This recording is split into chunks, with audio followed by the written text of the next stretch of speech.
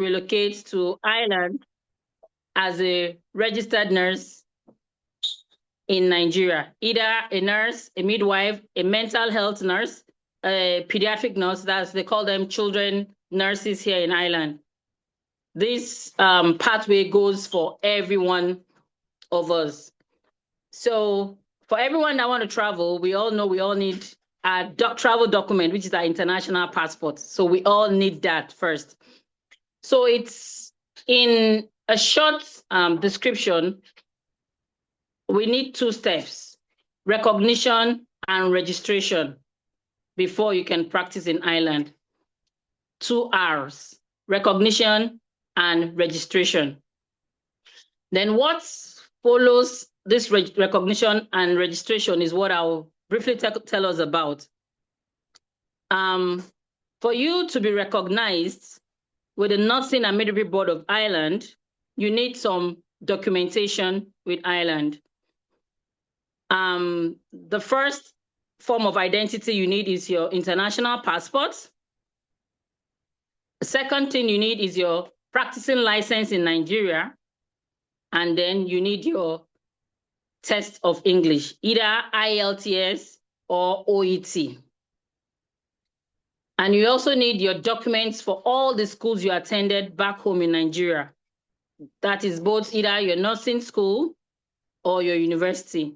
And the 2 things they want from there is your curriculum and your transcript. So for you to be recognized by Nursing and Midwifery Board of Ireland as a nurse practicing in Nigeria who wants to migrate to practice Ireland, you need all those documents for the first phase, and that is the recognition phase. When you have all these documents, you can now proceed. For the English tests, the requirements for Ireland, you know, the English test comes in 4 modules. I'll be talking more about the IELTS because that was what I did. It comes in 4 modules, and all you need is 3 7s in 3 modules and 1 6.5 in any of the modules. Ireland is not strict, insisting that you must have 6.5 in a particular module. So as far as you have 7 in 3 modules and 6.5 in any one, you're good to go. So when you have all this, the next thing is to apply to the Nursing and Midwifery Board of Ireland that you want them to recognize your certificates, and then they'll request also for license verification. This license verification, you have to do it with Nursing and Midwifery Board within NMCN, that's Nursing and Midwifery Council of Nigeria, and they will send this to the Nursing and Midwifery Board of Ireland. The application is done online, and you can apply yourself. And when the verification is out, they will send it to Nursing and Midwifery Board of Ireland themselves, and you will be cleared. Your transcripts and your curriculum, you apply to all the schools you attended, and they will send them to the Nursing and Midwifery Board of Ireland. There is something we call notification. Notification just has to do with attestation by a Rotary Public. That's a lawyer who has become a Rotary Public. They are the one that do this notarization. So all they need to is to attest on your photocopy of your original documents, your curriculum and your transcript, that yes, they've seen the original and they are true copies of the original. But whatever documents the organizations are sending to themselves, example, if the Nursing and Midwifery Council of Nigeria is sending anything on your behalf to Nursing and Midwifery Board of Ireland, it doesn't need notarization. If your school is sending your curriculum and your transcript to the Nursing and Midwifery Board of Ireland, it doesn't need notarization because they feel it's coming from the genuine source to them.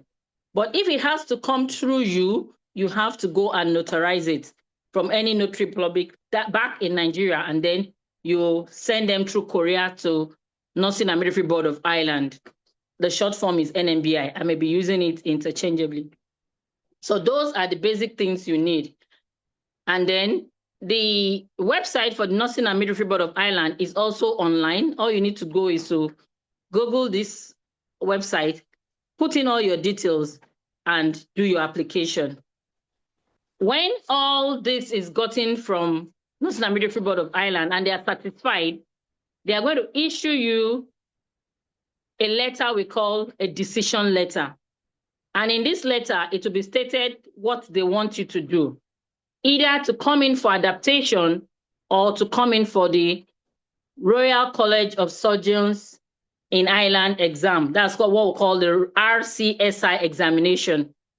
The adaptation is going to be for 12 months, while the RCSI exam is just for 2 days.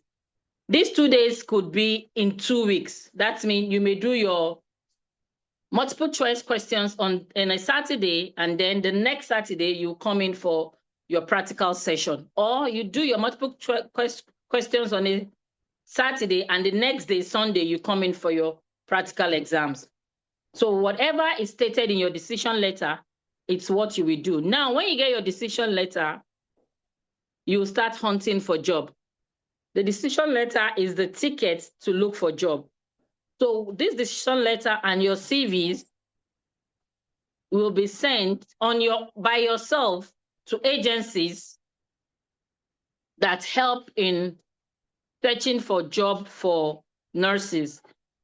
In Ireland, most agencies help us to look for job. That's mean we submit our CVs and our decision letter and our IELTS results to the agencies, and they go in to submit them in various hospitals, so you can have multiple choices of hospital that will invite you for an interview. And when this is ready, when the hospitals are happy, you're invited for an interview, which is done either on Google Meet or on Zoom. If you're successful, the next line of action is whatever the hospital practice, either adaptation or the exams. So if it's exam, if it's full sponsorship, the hospital will pay for the exams. You get a date for the exam, and then you apply for your visas. You come into Ireland, do your exams. If you're successful after the examination, you now move to the next phase, which is registration. You know, I told you the first phase is recognition. So recognition phase ends when you have gotten your decision letter. And then you do your exams. You take your exams, After your exams, if you're successful, you move to the second phase, which is registration. Now you register with the board, and then you're issued a PIN to practice. And that is how you go in and start working. If it's an adaptation, adaptation is also paid for, but it's not as expensive as the examination. You come in, you have a start day for your adaptation. You start, the minimum day weeks for adaptation is 12 weeks. If you're successful after the 12 weeks, you'll be given the right document to apply for your registration, and then you get your PIN and start practicing. If the person assessing you during your adaptation is not too satisfied after 12 weeks, they could extend it, and hopefully whoever it is will be successful, and then you register and get your PIN. So that is a brief overrun of what happens if you want to come and practice in Ireland. I don't know if I've missed anything there, but all I want to say is this process can be done by oneself. You don't need an agency to do it for you. We have groups of nurses on WhatsApp, on Telegram, and these groups differ only if some groups begin with before IELTS, some group is after IELTS, some group is after you have paid for your examination. And the reason for all these groups is just to make sure that people are more focused on what step they are in. So if you've not passed your IELTS, you'll be getting all the guidance to the end of getting your decision letter. If you've passed your IELTS, you'll be studying about the RCSI exam. Then if you have gotten a date for your exam, you may be moved again to the examination preparation group just to make sure there's few number of people there with same aim and objective. So that is all about practicing in Ireland if you're a registered nurse in Nigeria. I started this journey in 2022, thereabouts, 2021, early 2022. And then it used to take a very long time before decision letters are issued. I think mine took 7 months. But recently, things have really improved. Some people, if your documentation and everything is correct and they're satisfied, some people get their decision letter within a month. So the process could be very fast and it could be slow if your documentation is incomplete or you get maybe delays from your school to send in your transcript and your curriculum, or you get your verification process delayed. But it's what you can do by yourself. You can get advice or guidance from professionals or from me if you want to private chat me or anything. But it's a process that I won't expect you to think that it's so much a big deal that I can't do myself. As an experienced nurse and an educated person, you can do it yourself. And I could remember that when I was doing this process myself, it made me learn loads of things about computer. There were things I couldn't do myself. I was able to know how to reduce some documents when I want to upload them if it's not going on the system. I learned lots of things. I learned how to copy information and then how to forward things or mails that were sent to me and so many things. I learned a lot. So I felt if you want to try to do it yourself, it's possible. And currently, I was discussing with Ololade that there has been reduction in employment in Ireland because of WHO red list. It's not as if there are no jobs. There are jobs. They are looking for people to come in to do this job. But because of the WHO red list that has been on since March 2023, the rate of employment has really reduced because Ireland is a country that depends most time 100% on agency recruitment. And these agencies don't want to recruit from these countries that are on the list. But some private hospitals in Ireland are still employing directly, not going through the agencies that help in recruitment. So these agencies stand like a third party between you and the hospital, or you and HSC. That's the body that runs or that manage the hospitals, the government hospitals here in Ireland. So that is just their duty. They are like an intermediary. So when I talked about full sponsorship, I was referring to some agencies. They pay for your exams, your travel tickets, your accommodation, and your first 3 months accommodation when you get to Ireland. Some even pick us from the airport to our residential area and take us to the exam venue on the exam days and come back to collect. But some, I won't call it self-sponsorship. You will do everything yourself, but you'll be reimbursed. So you apply for your visa yourself, you get your ticket yourself, you pay for your examination yourself, you transport yourself you get your accommodation yourself, you transport yourself for your exams and everything, but you will be reimbursed. You will be reimbursed on all the things the government say they will reimburse you on after you have passed your exams and you've gotten your PIN. That is the question mark there. So it is not a race for the faint-hearted. You have to be dedicated and you have to be serious. Along the line, you may get tired, but you just have to keep pushing because you know that there is light after the tunnel. So I will encourage everyone that has a dream to keep it up, to keep pushing, make more inquiries, and you will surely get there. I came to Ireland in 2023, January, and I'm happy I'm here today. My family is here with me, and we are still coping, and the system has absorbed us, and we too have been able to fit it well into the system, and it's beautiful here. So it's also give us a better opportunity to practice what we have always wished to in an ideal situation where we don't have to improvise. If you're a nurse here, I know that word improvisation rings a bell. we improvise so many things in our health system back home, but here, most of the things are available and you can see them and use them and help improve our skills. So I wish us all the best, and I'm available for any questions. Thank you. Let's give our able nurse Tolu every kind of appreciation emoji that you have. Thank you so very much. Thank you so very much. We have a question on the group. So the question says, what if you're not a registered nurse?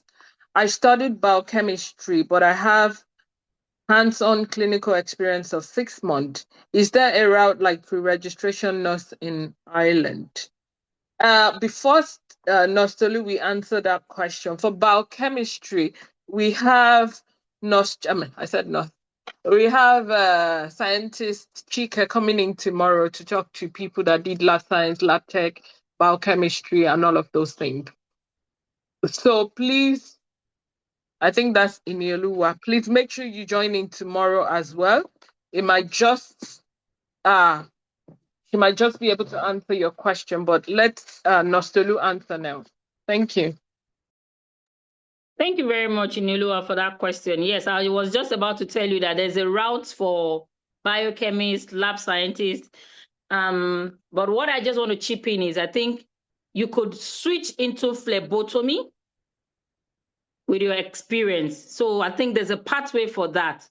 So when our scientists come tomorrow, we'll all learn together.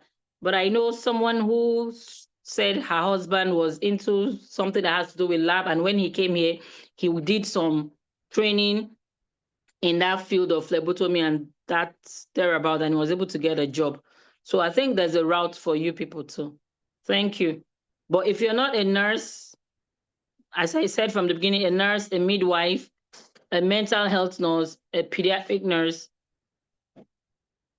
you cannot go through the nursing route to Ireland. Thank you.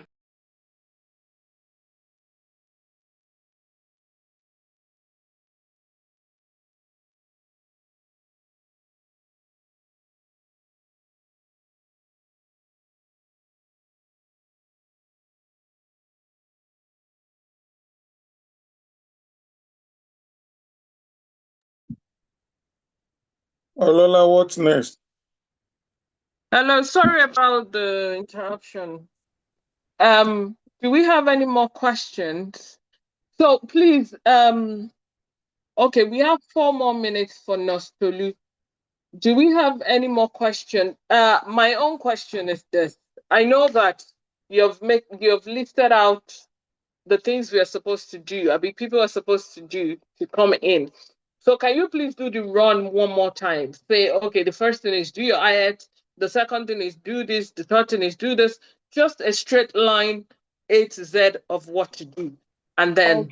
Okay. I have a step-by-step process of becoming a nurse in Ireland. I'll just go through it. So number 1, get your international passport. Number 2, pass your IELTS. That is 3 7s and 1 6.5. Apply for your verification with the Nursing and Midwifery Council of Nigeria, which takes about 2 to 6 weeks. Then you register. I will not call it register. You apply on the Nursing and Midwifery Board of Ireland for your recognition.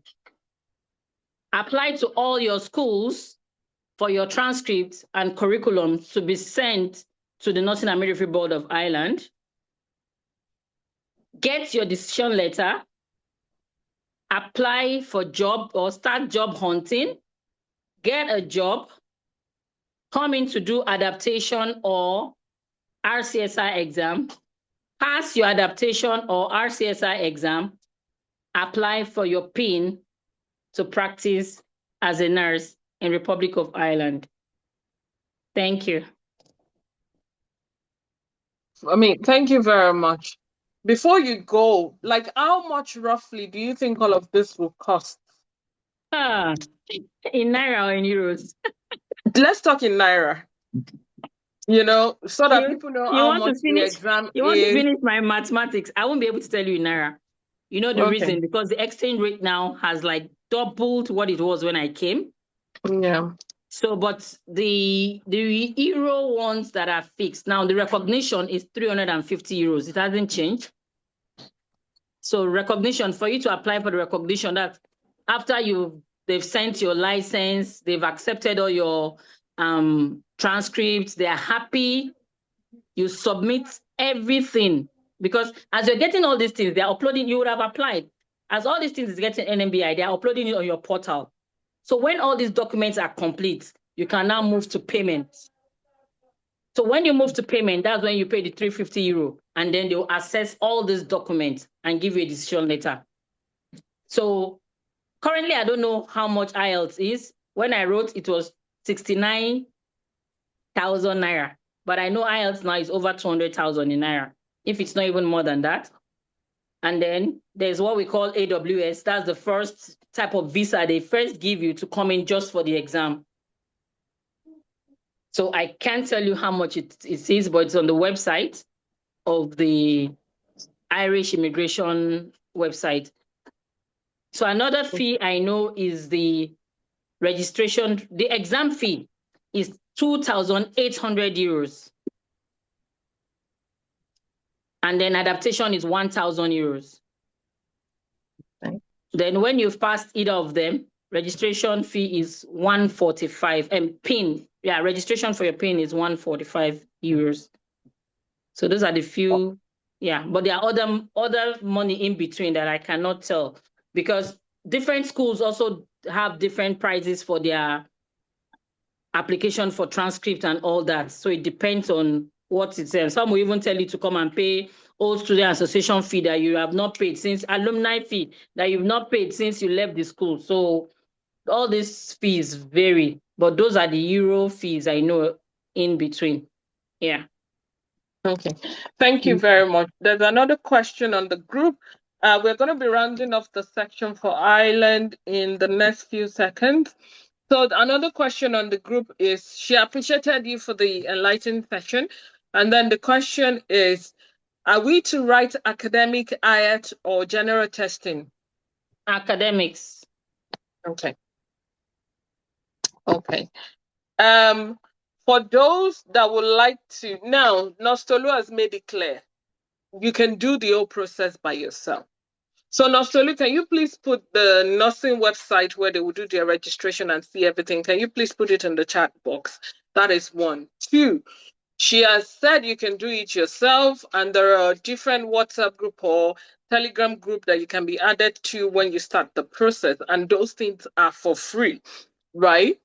Now, if you think in your heart of heart that you will like a one-to-one session with Nostolu, you will wait for our time. That one is not for free. Because sometimes when you get things absolutely free, you don't take it serious. So if you want a one-to-one session with Nostolo, I don't know how much she will charge you, but it's not for free. But trust me, it's not something that you can't afford. It's not a big deal. It's just a commitment for you to be serious. And she will be able to walk you through step by step. So Nostolo, please drop your link for them to book a session with you if they want to do it one-to-one. Remember, she has said you can do these things by yourself. You were able to graduate nursing school. No, I mean, you're a graduate. If you pass nursing school, you should be able to read and write and follow processes yourself. But sometimes it is more comfortable to let people hold your hand and show you the way. So if you really, really want her to hold your hand one-to-one and show you how it is, please follow our link. She's going to drop it in the chat box, okay? Thank you so very much, Nostolu, for your time this evening. Thank you for impacting us on the steps of moving to Ireland working in Ireland, transitioning from Nigeria as a nurse to Ireland. Right now, we're going to be calling on our able nurse from the UK. She's going to be telling us how, to transition from a Nigerian nurse to a nurse in the UK. The steps to take. Most people don't know that Ireland and UK are different. Some people don't even know there is a country called Ireland.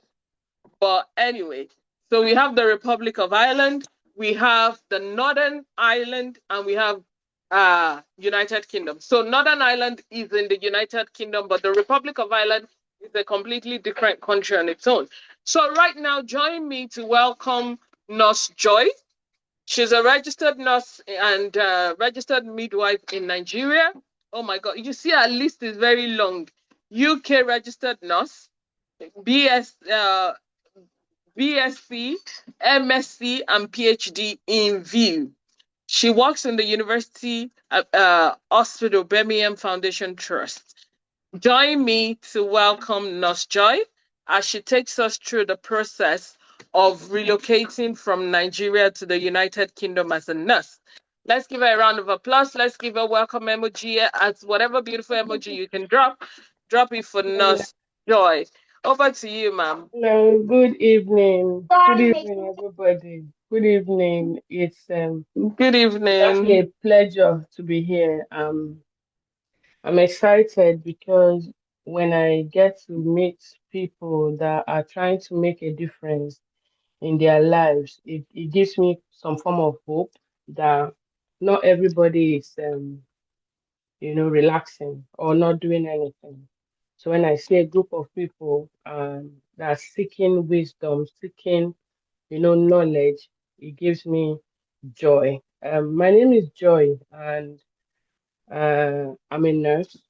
I'm a midwife in Nigeria, still registered in Nigeria with a valid license. Yeah. I work in the UK currently. I relocated to the UK in 2019 as a band 5 nurse, and I've been through the process as an international nurse, so I was able to go through that. And as the times are changing, I've seen the changes. I teach IELTS, and I've been teaching IELTS for the past mm, 10 years now. This year will make it 10 years that I started teaching IELTS, and I'm very happy to be in your midst. So this evening, I'll just go straight to the point. I currently work as an adult nurse in the UK. I work at the University Hospital here in Birmingham, and my hospital is Solihull. The Foundation Trust has 4 hospitals under it, and I'm in the one for the community. I currently work in intermediate care as one of the sisters in the unit. I believe we can hear me. I'm not going to share my screen or anything. I'm just going to give you some information. So if you have a pen and a paper, I'm sure you should have. That would be very useful. And at the end of the day, as with your other sessions, you can ask as many questions as your time will permit. So I think the UK is one of the commonest, is the most popular in terms of relocation. When we're talking about people planning to relocate, the place that people come the most or relocate to the most is the United Kingdom. And that is because the process seems kind of straightforward and seamless, in my opinion. The process is very straightforward. There are many other processes, but the UK process is something that you don't actually need somebody as far. I mean, you don't need anybody per se if you have a phone, a digital device that can help you, and if you know what to do.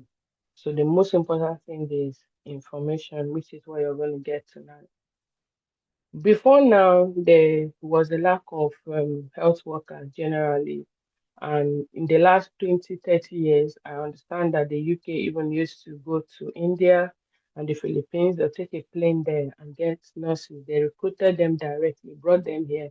They went through what we call adaptation in that phase, and they were integrated into the system and they started working. Those are the senior nurses that we see now, all right?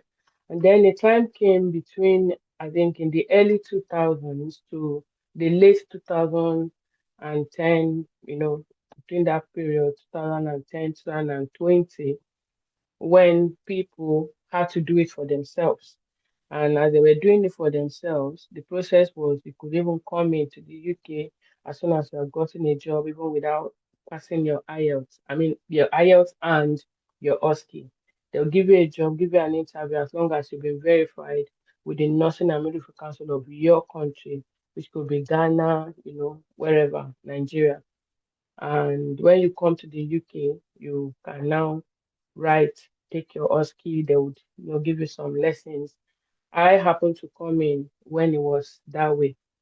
And now the process has changed again in the sense that they are no longer recruiting internationally when you don't have your PIN because of changes in policies and then the NHS being overwhelmed with expenses. And so they had to kind of change their plans as well. And so the people from 2023, 2024, people started coming in to the UK, but through the route that we call self-sponsorship. Now, for you to become a nurse in the UK, it's like I said, one of the most popular that you can. There are two ways. The first way that I will not spend so much time talking about, the first route is the student route where you come in and you do either a BSc in nursing in the UK pre-registration, or you do adult nursing straight up, or you do mental health nursing, or you do child nursing, or you can do learning disability nursing. Those four areas is a degree program. You can get admission straight into any of that. Now, when you come in as a pre-registration student, you're paying your school fees, you're having to get your CAS for your visa and all of that, and you work as you school. You do all your placements and you can work, but not full time, just the 20 hours as a student. And then by the time you graduate with that degree, either at a master's level or as your first degree, then you get the UK PIN with the Nursing and Midwifery Council of the UK. And then you can now start looking for a job that can give you sponsorship. That is a route. That route is still very, very effective today. However, it is very expensive. And so people started diverting that. Since the UK is no longer employing, directly international recruitment, there's been a hold on it. Then people come in and do their OSCE, which means that they follow the employment route. The employment route before, there were two routes, which was the self-sponsorship and the one that you have to get a job from Nigeria where the NHS or your care home where you're working, they sponsor your coming. Because that route is almost non-existent, I'm going to be concentrating on the self-sponsorship route. Now, for you to come in as a nurse, first of all, you need to identify the area of nursing that you have to, that you want to, that you have interest in, because being a nurse in the UK is very tedious. So it is advisable to identify an area that you like, so that if you're passionate about a particular area, the stress of the job is there. However, because you're doing something that you love, something that you're passionate about, it takes a bit of that stress away from you and it helps you to create for yourself that work-life balance, which you actually don't have. But we try. So, one saying is you need to identify where you want to go. The country you want to go, obviously, has to be the UK, which is why I'm here tonight. And then the area you want to look at, is it adult nursing? Is it child nursing? Are you looking at midwifery? Or are you looking at learning disability or mental health nursing? Now, one good thing for us as Nigerians is the fact that if you have your nursing license in Nigeria, your nursing certificate, you can use it to process to come to the UK as any of these nurses. You can use your registered nurse certificate to process for a mental health or to come in as a learning disability, adult nurse, whatever.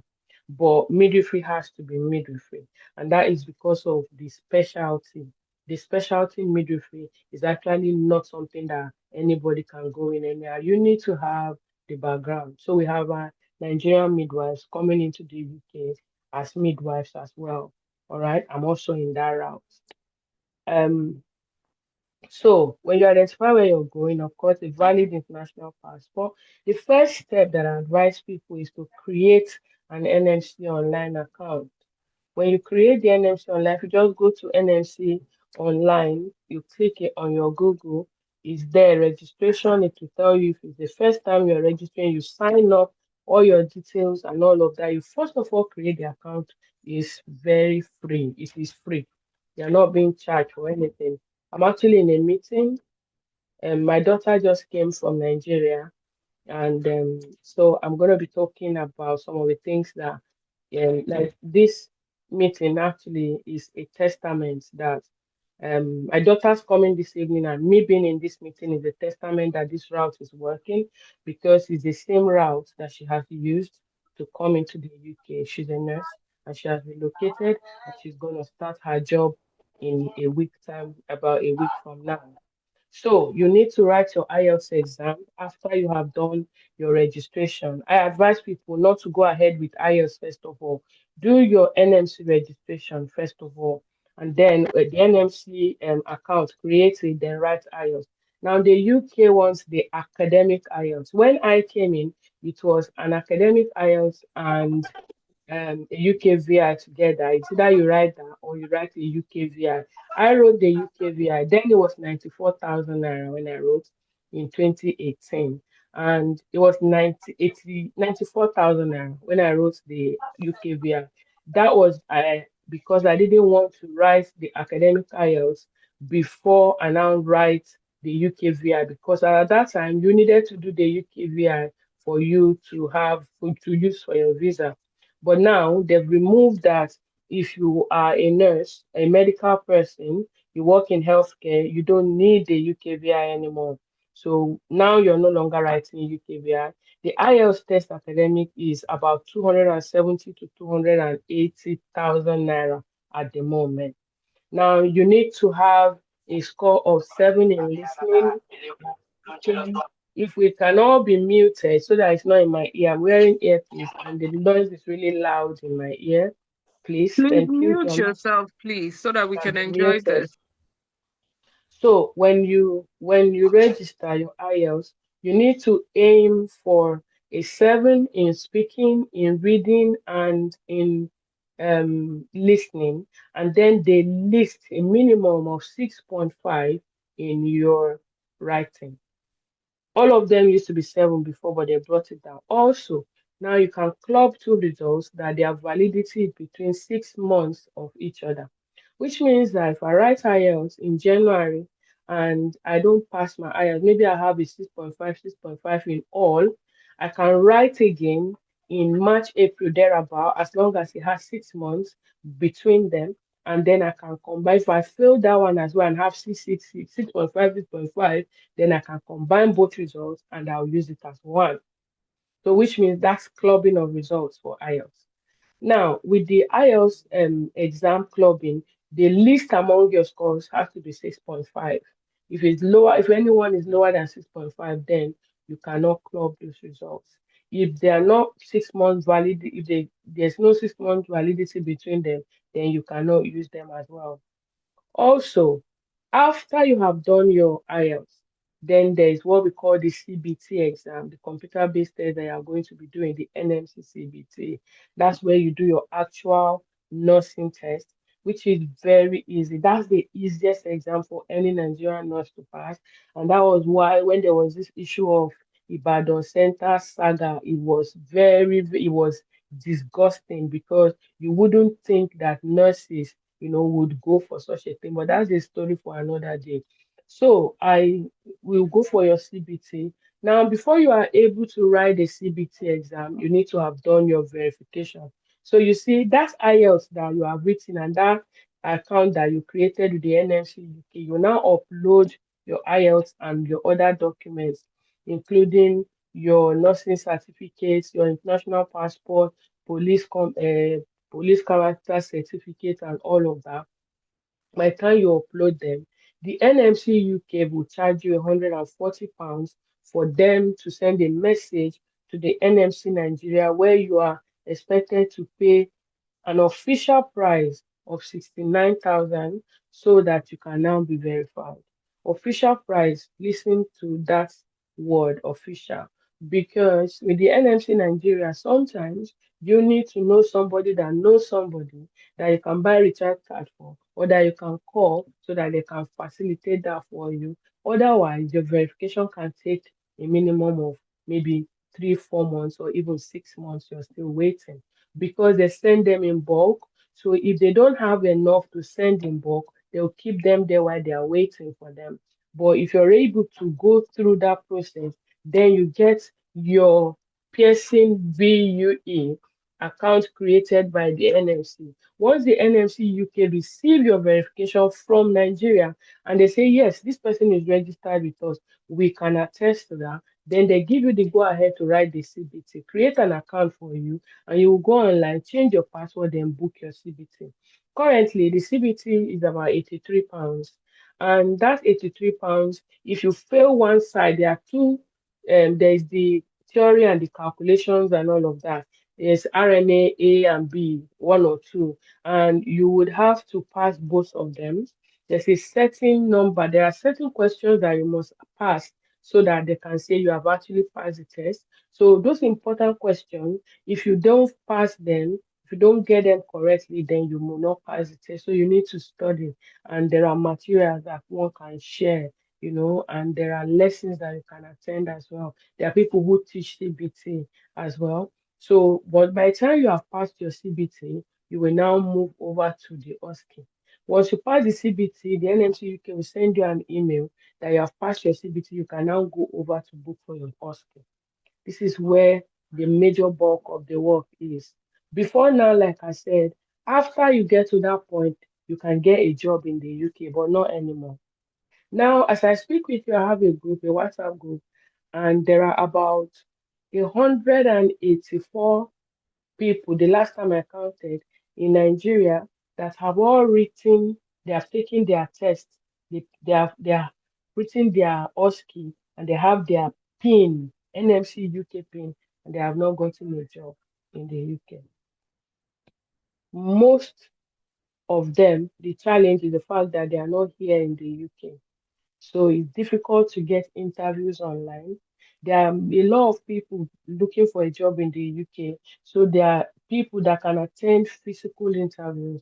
There's no point facilitating an online interview or a Teams interview when they can come in physically at no cost to the NHS or to the care home. And so they prioritize what will pay them more. That's one of the reasons.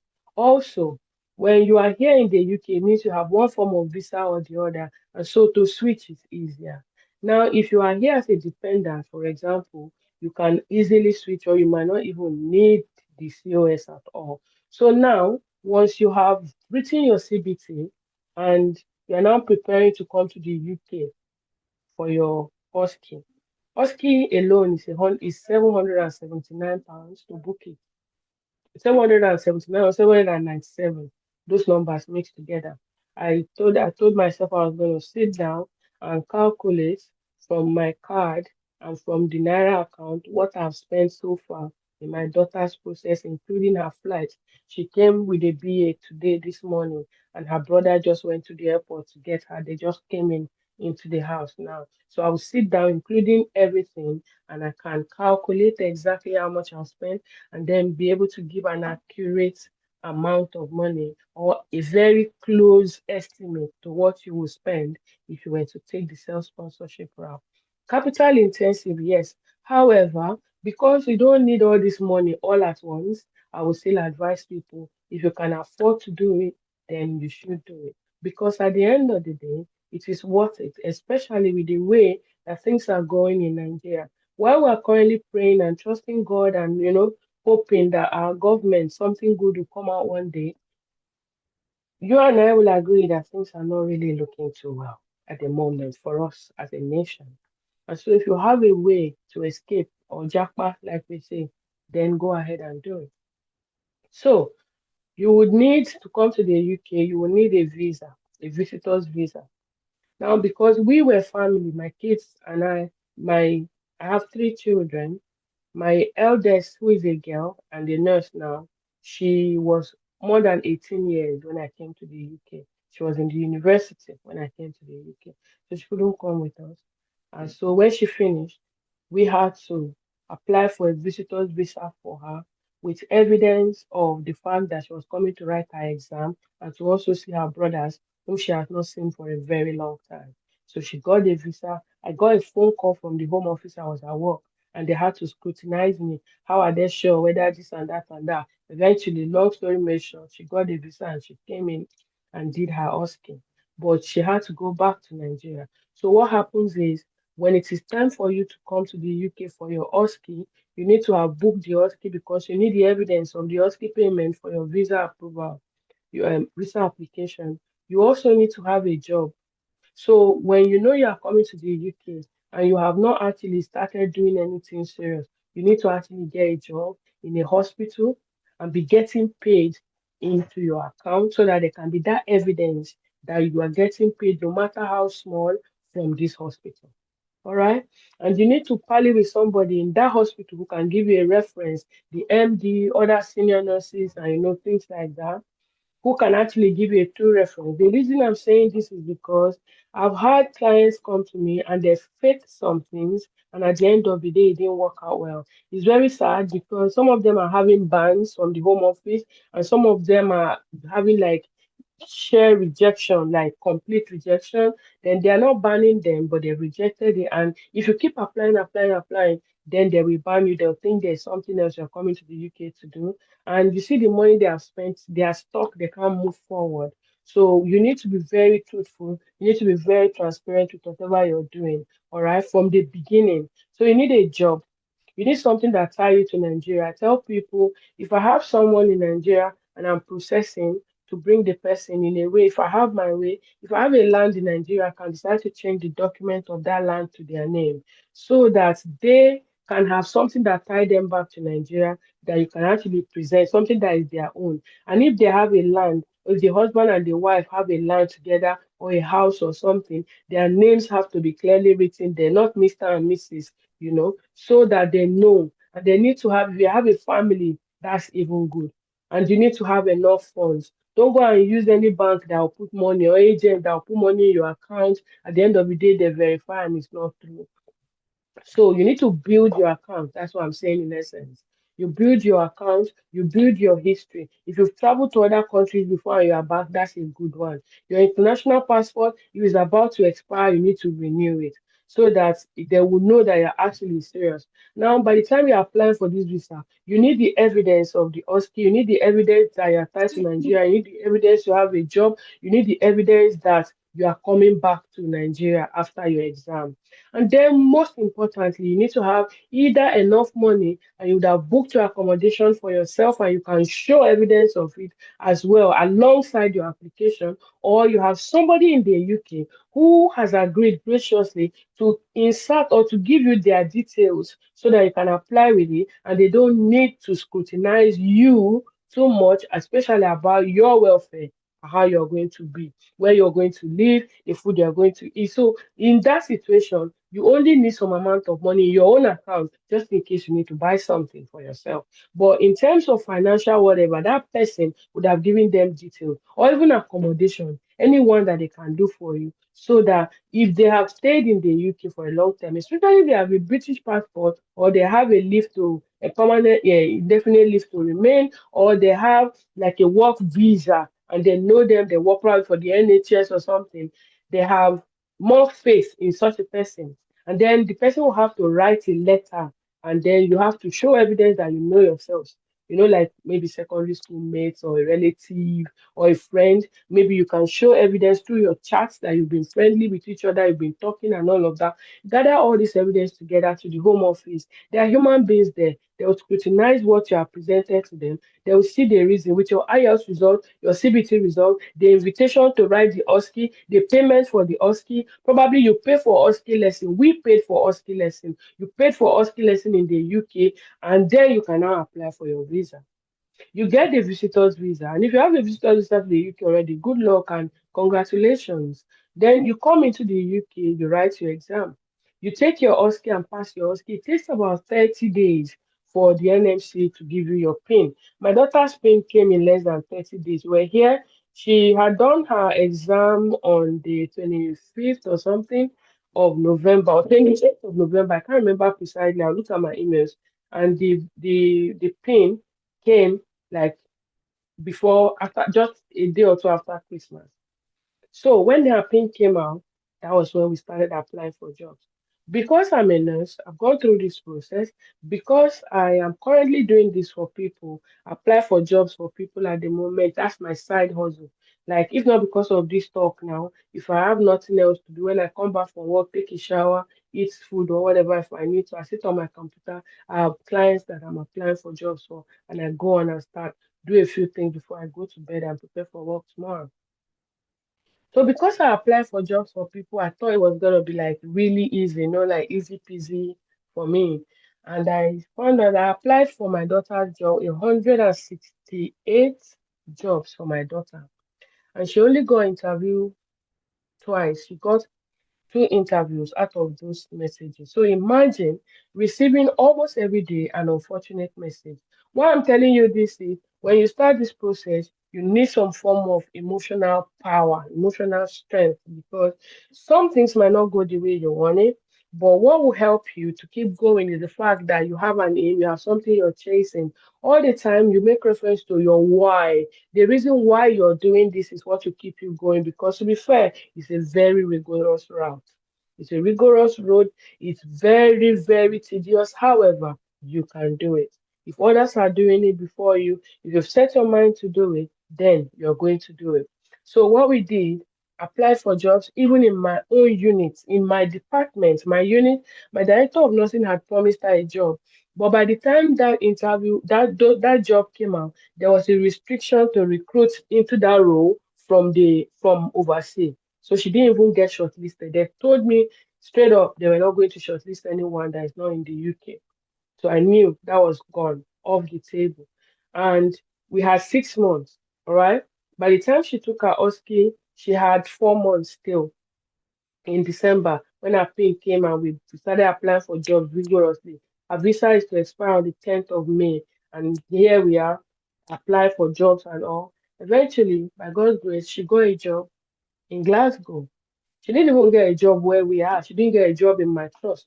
All right. In my trust, I shortlist people, I do interviews. By God has been gracious to me. I'm getting to a position where I can have a say and I can recommend people. However, there's a limit to which you can go, especially when it comes to international recruitment. And my matron called me and said, Joe, you know what? I know that you were looking forward to this, but let's see what we can do. In the meantime, I can't make any promises. And I knew what if an able person call you and tell you that, just know that it's a no. They are trying to be nice. So I knew I said, that's fine, Juliet, I understand. And we cracked on applying for jobs for her. She got a job. The job that she got, she was even still there. I prepared her so much for interview. So when you start getting invitations for jobs, one thing you should not take for granted is preparation for interviews. There are sometimes, like on YouTube, everywhere, questions are flowing. They say NHS question, band five question, band six, band whatever interview questions. You need to take those things seriously. Some of them can come out verbatim. Some of them will be twisted, but the answers are the same. As long as you're a nurse and you're in practice, you can answer those questions. Now, one thing that I've noticed all my life working in the UK, interviewing people, and even attending interviews myself is the fact that nurses underestimate themselves. You do a lot of things and you don't put them into record, you don't document them, or you don't even think, you just think, oh, it's nothing, it's part of the job. But by the time you put them step by step, in this country, things are done step by step. By the time they write out that role, you'll be thinking, actually, this is my role, these are the things I do. I didn't even knew I did something like this, and you'll be surprised. So, you don't underestimate yourself and you don't lie. That's one thing. This morning I was shortlisting at work and somehow I there's a this we're currently recruiting for healthcare assistants and I was going through the shortlisting. We put out the job role on the third and closed it on the fifth. Job came out on Friday and then we closed it on the fifth on Sunday night. But we had 380 something applications, and I and my manager were to shortlist them. And with the shortlisting that I've done so far, over 254 of those candidates are Nigerians. who have come to the UK to do masters, who are here on care visa, who are here as dependents. And I could see some lies. If not till recently, in the last 10, 20 years, there were no care homes in Nigeria. I haven't heard about it. I was working for the federal government before I relocated to the UK. So the people can lie on their applications because they know that nobody will actually verify. But the truth is, they verify some of this information, especially when it comes to references. So when you start your job application, stay within your role. You can magnify your role, but don't lie about it. You can pick up every little detail in your role, but don't lie about it. At the end of the day, you'll be surprised at how simple things will matter. Very little things, We are nurses, we handle lives, we are trustworthy, we are honest, we should be trusted. So if you lie on application or lie about your experience, then how can we trust you with the lives of this patient? How are we sure that if you make any mistake in the life of this patient, that you're going to own up to it and see it as a learning curve and move forward, or even say it out so that the right thing can be done to sustain the life of this patient? So you need to, when you get to that stage, be very honest with yourself. If you don't have experience, no problem. If you don't have experience, the moment you want to start relocating journey and everything, I would advise that you go, even if it's to volunteer in a government hospital, go through the right process. Start volunteering once or twice a week or even a month. Let it be documented. Let somebody sign your papers so that at the end of the day, you have an evidence of something that you've actually done. All right. And by the time you have gotten a job, if you came in as a visitor, like my child, you need to go back to your country. She went back to Nigeria in May and got the COS, applied for the visa, and then here we are. She's resuming. So I have clear evidence that of a truth. You may have heard stories that the UK they are saying, oh, they are taking our job, we're no longer employed from outside, that this is that. But I am a testament, my family is a testament, and not just me, that they are still recruiting internationally. However, it's not as massive as it used to be. It has become very competitive. So you need to sell yourself. You need to make yourself sellable. You need to make me, a recruiter, see the potential that you have, the things that I need, the qualities that I need in my team members. You need to tell me that you have them so that I can say, okay, I'll give you a chance to prove to me that you have them. All right. Today I was shortlisting and there were certain things. Some people will write, the supporting statement says up to 1,500 words, right? And somebody is writing 300 words. That's an unserious candidate. What are you telling me in 300 words of all the job description that I've given you? I don't even read it. I just go straight and reject it, and that's it. Because I don't waste my time doing that. So imagine this is a healthcare assistant. And you know what? In this healthcare assistant post that I'm currently shortlisting, which I'm going to continue again, you will be surprised that there are nurses with PIN applying for it.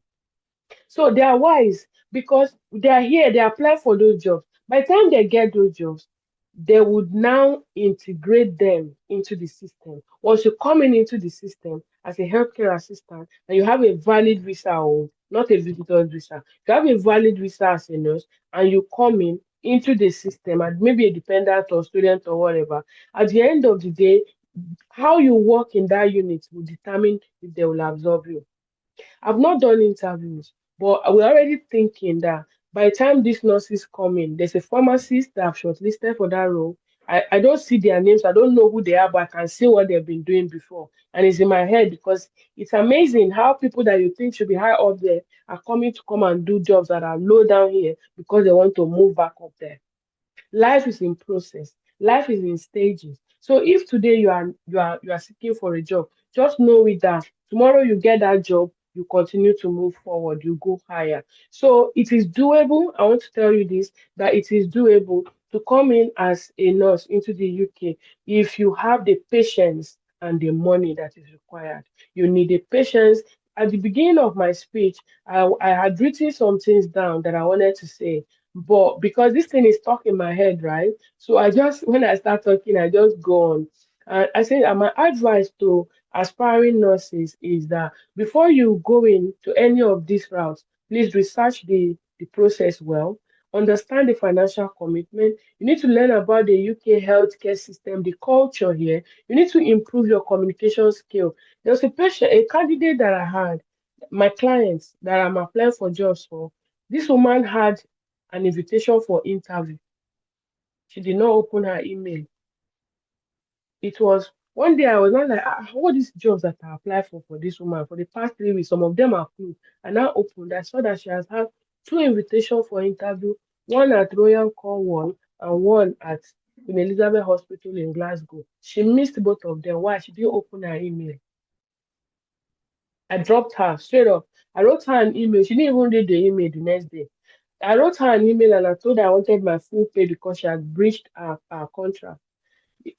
I'm applying for jobs and I'm trying to see how we can get interviews for people, and you are getting two interviews and you're not even opening your email. So you need to improve on your communication skill. You need to improve on your, the way you use devices, digital, like creating Word documents, doing things and all of that. You need to do all that because you need those skills.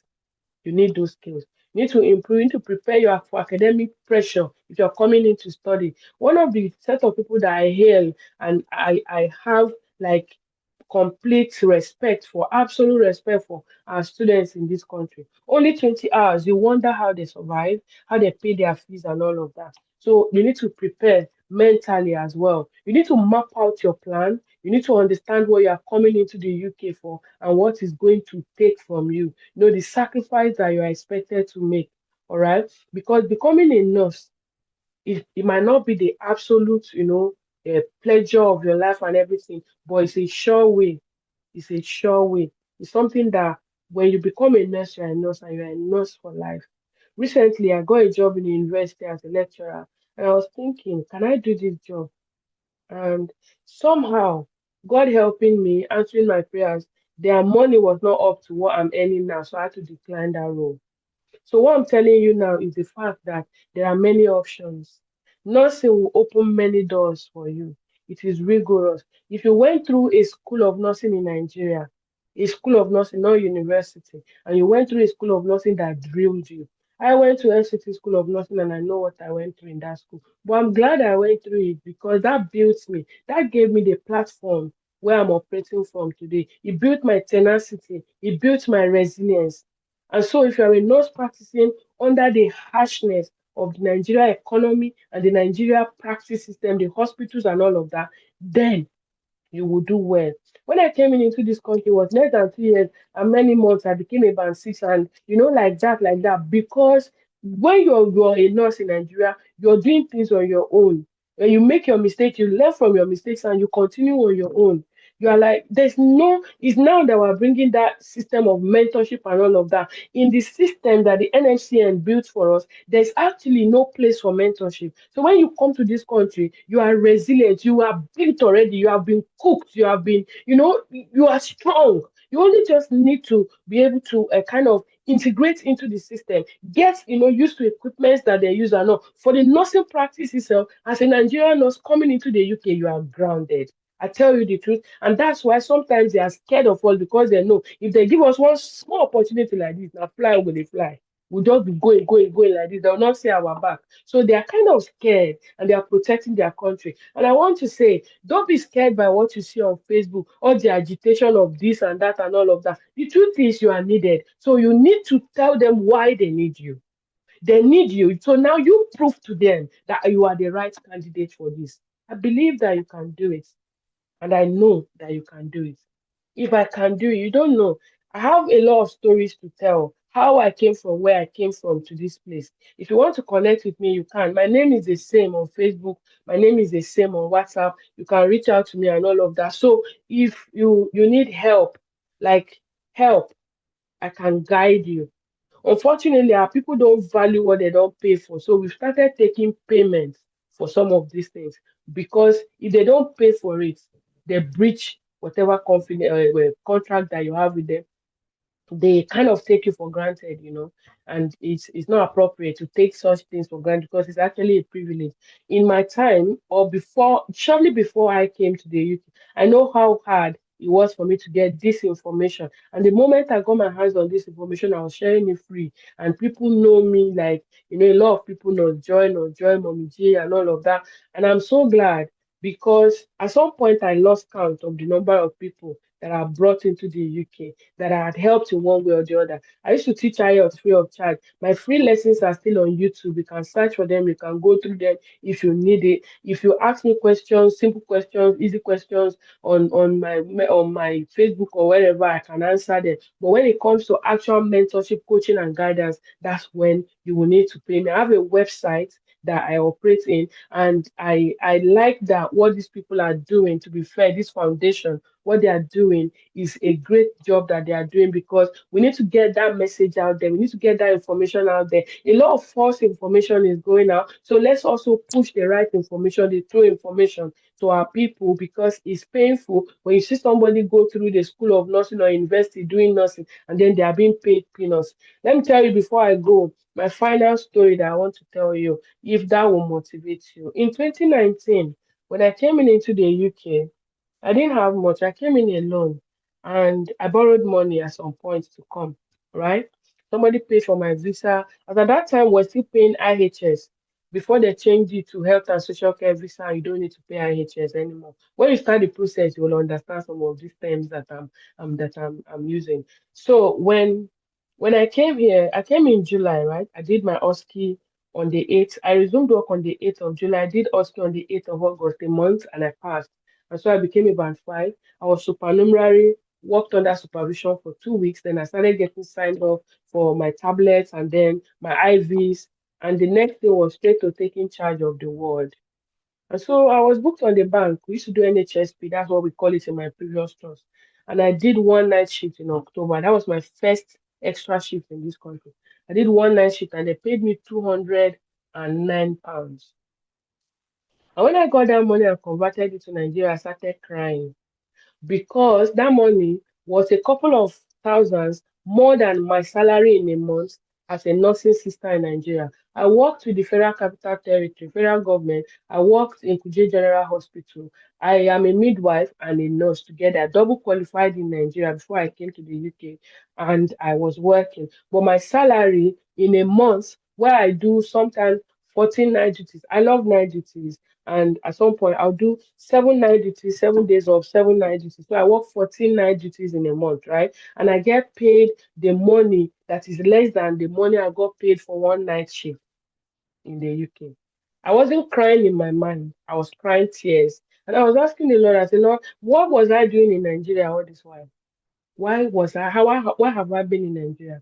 So what I'm telling you is the suffering, the rigorousness, the expenditure is still worth it. It's still better. We pay taxes, we pay different things and all of that. My children are here in the UK. I'm happy. My first child, who is the last that was in Nigeria, is here. My sons are here. My husband is here, and my daughter has joined us in the UK. And I know that my labor has paid off. So, as a parent or as a person, if you have children or you're hoping to have children, which we all most of us do, you will see that your sacrifices, you're thinking about your kids, about posterity, about the generations after you, right? So, if you know that they're in a secured place, their future is more secured, you will pay the sacrifice. That's all I want to tell you this evening. That if you think that you can do it, then you can, and you should go and do it.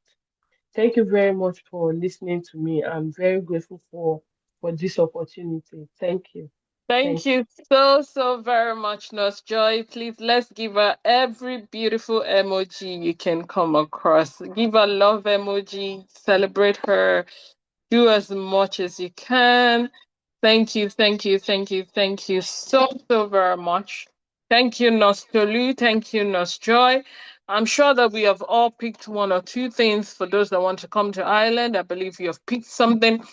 For those that are aiming at going to the UK, I believe you have picked something. There's a question on the group. Somebody says, please, is it a must to write IELTS exam? Oh no, so it's not just IELTS. It's a must to write an English exam. You can also write OET. Okay.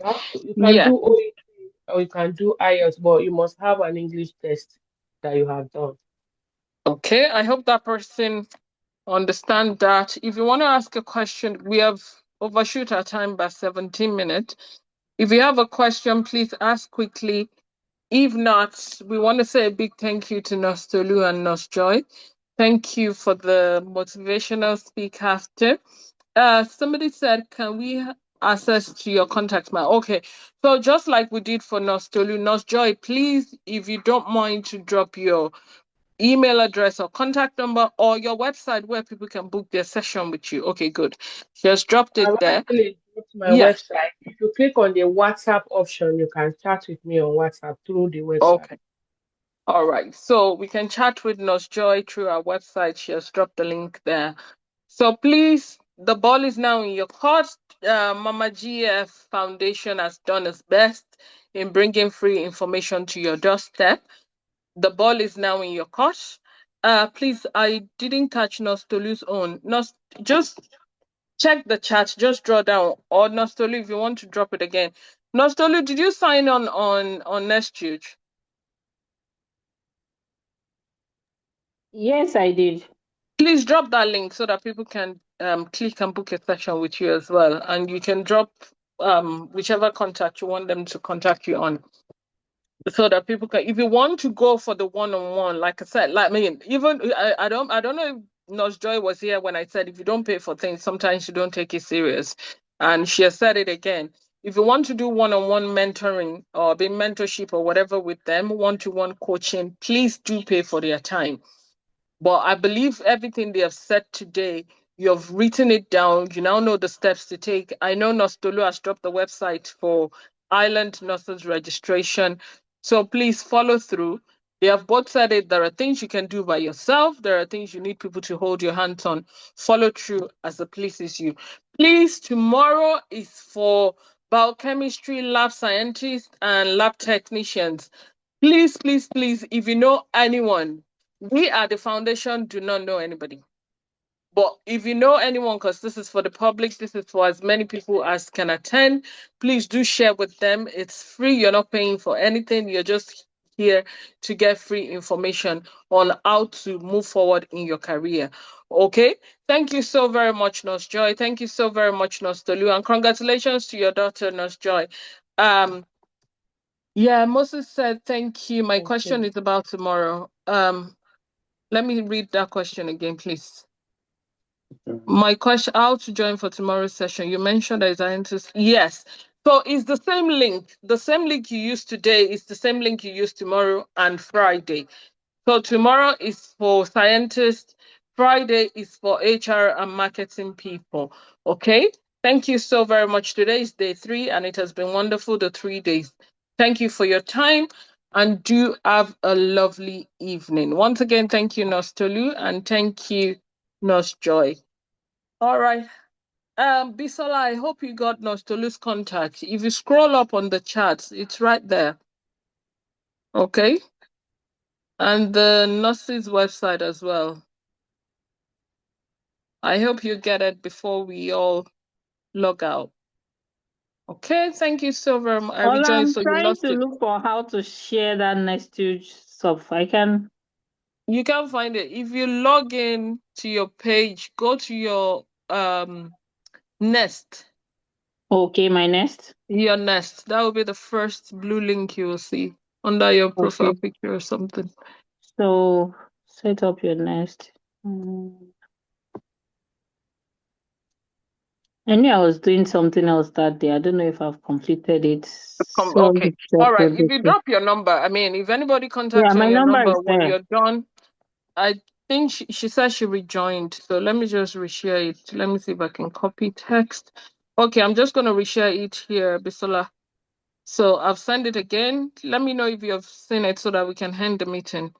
Thank you so very much, everyone.